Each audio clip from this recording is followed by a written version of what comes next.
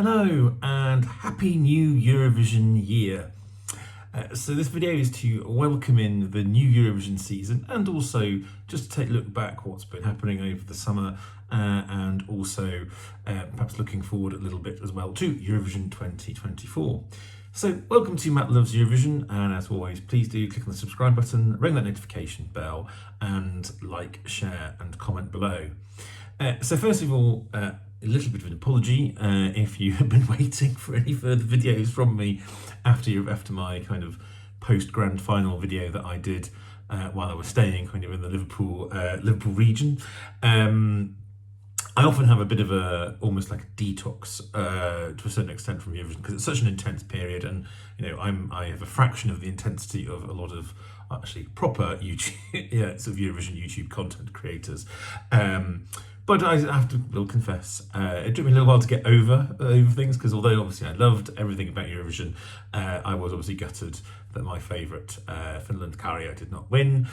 Or he did win the public vote, obviously, but he didn't win the overall thing. And I think, as I said, possibly said in some of my videos, it's been a long while since I felt that strongly or so behind a particular artist and song. Delighted that he did so well in the public vote. That stat, I think that he got 12 points from 18 of the jury, 18 of the countries, and didn't get less than 5 points from any country in the televote. Is an incredible record. And so it just took me a while to get over that. I think Lorraine and Tutu are a very worthy winner.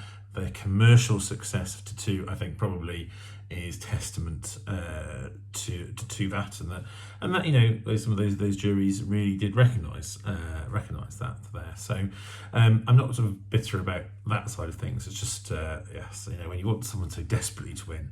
And then I went into my usual sort of summer of sort of tennis and prides, and I was also on holiday and just general busyness. So sadly, all of those things I said, I'm going to do all these reaction videos, etc., didn't of previous Eurovision entries didn't quite work out.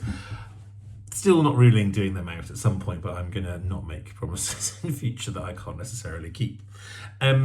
I still think, looking back on Eurovision 2023, it was an absolute joy. It was a triumph, I think, for the BBC and for the production team and all the team around.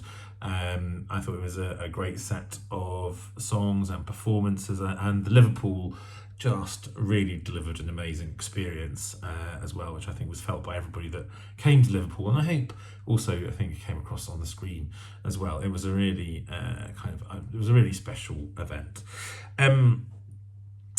Some sad news over the past few weeks, particularly in the last 2 or 3 weeks.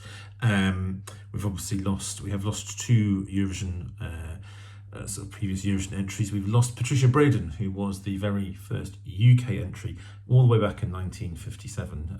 She died early in August at the age of 88. She was not just the very first UK entry, she was the very first entry that was sung in English, obviously. She was also, for a very long time, held the record for the shortest ever song performed at Eurovision, until that was beaten in brevity by 2015 Finland. However, it is still the shortest song ever to be performed in a final, because Finland did not qualify to the final. And it was also, interesting enough, it was the shortest ever song performed in a final before the longest ever song performed in a final, which was Italy, which immediately followed it. Sadly, she passed away earlier this month in Nova Scotia in Canada, where she had moved to. The other person that we lost recently was a Eurovision winner, Toto Cutugno, who of course won for Italy with the song Insieme in 1992. Back in 1990, he was also very famously the host, or when Italy then hosted the following year, with his sort of eternal catchphrase "Ab allora," and an awful lot of fun and shenanigans were had at that Eurovision. But actually, he is well known outside the Eurovision world, and in fact, probably more people potentially recognise him for his worldwide hit he'd had back in 1983, which was L'Italiano, and that has had subsequent kind of moments where it's become sort of more popular again through various different events. But yes, sadly we lost him. He was at the age of 80, but it's definitely a very memorable Eurovision winner and a very memorable Eurovision hosting performance as well. So moving on to Eurovision 2024, and of course this is Happy New Eurovision Year, as I said at the top of the video.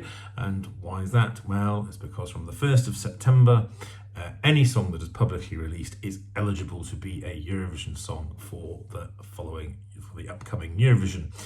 Now, if all goes well, this video will have gone live at 11 o'clock British time, but it will be midnight in Central Europe, which of course is where EBU is based in Geneva, and also in Malmö, where Eurovision is being hosted in 2024. So it is the official start of the Eurovision season. And as I've just given away the city, as I'm sure you already know, it will be in Malmö, in the Malmö Arena. It has been held there before in 2013, when Petra Mede famously hosted on her own, one of the very few times in recent history when we've had just a solo presenter of the contest. There wasn't a lot of competition really for the hosting. We had Stockholm and Gothenburg, but I think neither of those actually turned out to be kind of realistic bids. And I also think the organisers decided they wanted it in a small, obviously last hosted in Stockholm, wanted it back into a slightly smaller city.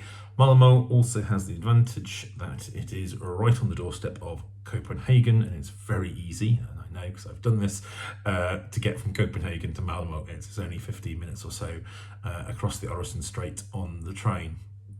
So we'll give, hopefully, more accommodation options for people staying that will be going to the contest.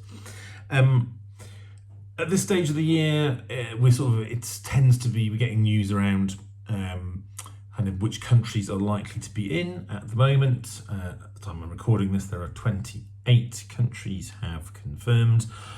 All Big Five countries are now confirmed. I don't think there was any real doubt about them, but sometimes they don't officially confirm until a little bit later.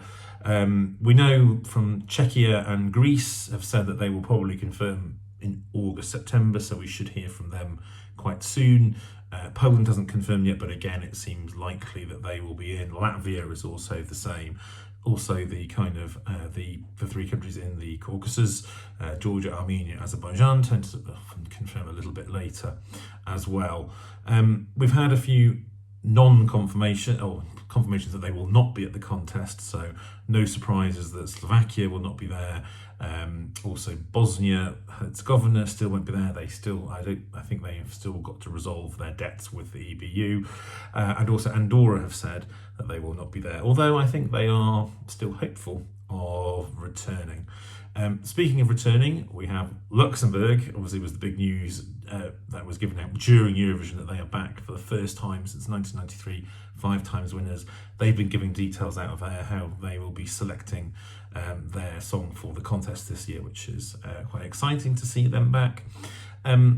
One country that I am not so sure we're going to see back, and it's quite a worry, is Australia.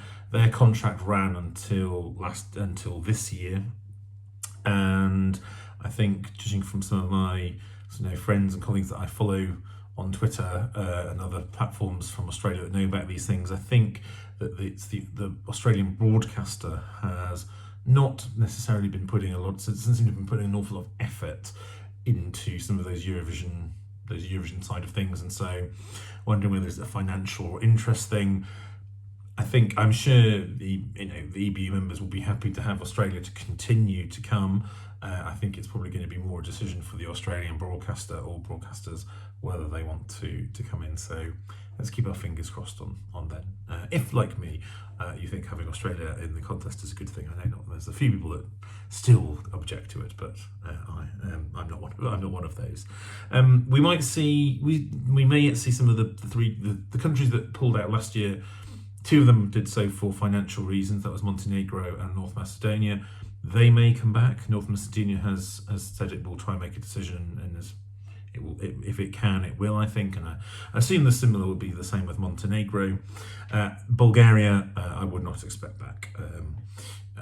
I think they have changed they've changed direction in their leadership of the broadcaster, and I'm not convinced that they will be back. They haven't said no yet, nor has Turkey yet. They obviously haven't been in since 2012. I still think it's unlikely they will come back, but there hasn't been a denial yet, although that may well come in the next couple of months.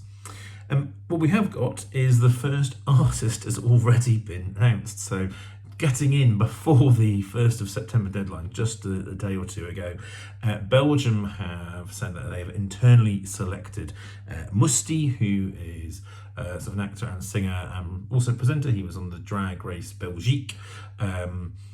So yes, we won't hear his song or get his song all the way until February. It's quite natural this time. We might get some artists' names, but we don't get the songs until much, much later. The other thing that's been happening is talks of potential changes and tweaks, etc., to the contest. There's been rumours covered by others in more detail. ESC Tom always is a good source for these things. That there might be they might introduce some kind of second chances round for one of the non-qualifiers, done in some connection with TikTok. I don't know whether that's true. I mean, slightly scared. I do think sometimes think like that wild card, a wild card of one non-qualifier into the final might be quite a fun idea. I don't know. I'm not sure. Does it work on the other side? Well, we'll wait to see. I'm sure there's lots of time to go yet. And I don't know whether there will be any. There's been sort of rumours, as there has always, as every year, about changes to the juries. There was I think people haven't. I think there's probably been a little bit. I think that the disparity between the juries and the televote this year, in certain aspects, have made people alive to that the juries are drawn from quite a narrow band of people. There's only 5 of them in each national jury, and that obviously you can skew things. Things can skew quite heavily, quite quickly. I know there's been talk about whether you widen numbers of jurors, and I don't think that's necessarily a bad thing. I don't think you can do it too much, because otherwise you just end up flattening everything to generalizations, and I think you could end up with almost bigger skews in a way, or it might rob some countries of having a little bit of moment in the limelight. And I know some countries might struggle to get 5 individuals that would meet the criteria, places like San Marino in particular. But perhaps you could fill some spaces with past Eurovision entries of that country, even if they are not San Marinese. So Serhat, for example, could be a juror for San Marino. I don't know, just a thought. I don't know whether anything will change or not, as generally things they get to the sort of generally although there can be big disparities, you still end up kind of with a reasonable result.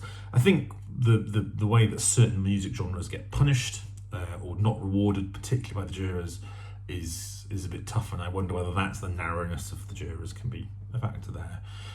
You could equally say, though, that some music genres get punished by the public vote, even though they could be much more musically worthy or groundbreaking, etc. They may not get the love from the public vote. So yes, endless discussion about this, and maybe I'll do another video about it at some point in the future.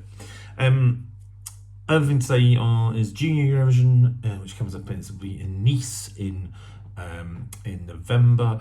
Junior Eurovision, I have to say, is not something that I follow closely. I don't do previews. I don't generally watch it very much, or very little of it. I obviously had more of an interest last year because the UK was back and did well as well. They won the public vote.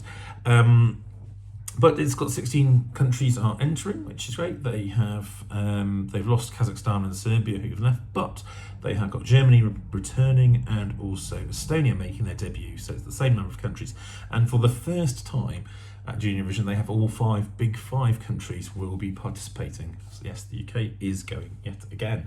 I think that is really good news. It's really pleasing to see the Big 5 all of them commit to Eurovision in that way. And although, yes, they didn't all get the results, I think they all did put in a lot of effort in this year's Eurovision, but didn't quite work out for the usual suspects in such a way.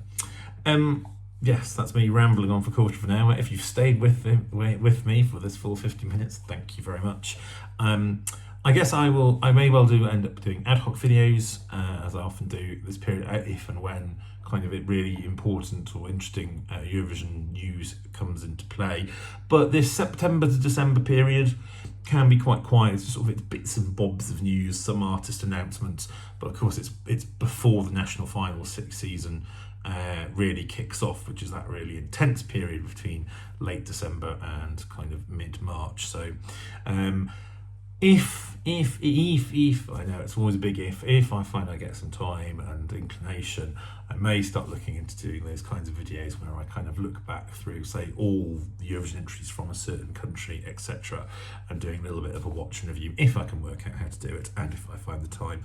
But I don't hold me to that one because I've made that promise more than once. Anyway, thank you very much for joining me this time. As ever, please do comment below. Apologies to those of you that commented on kind of my very last video and kind of just got caught in that vortex of me doing my Eurovision detox. If I haven't replied to you, I will reply to the comments, any comments for this a bit more promptly. But anyway, please do join me again and take care for now.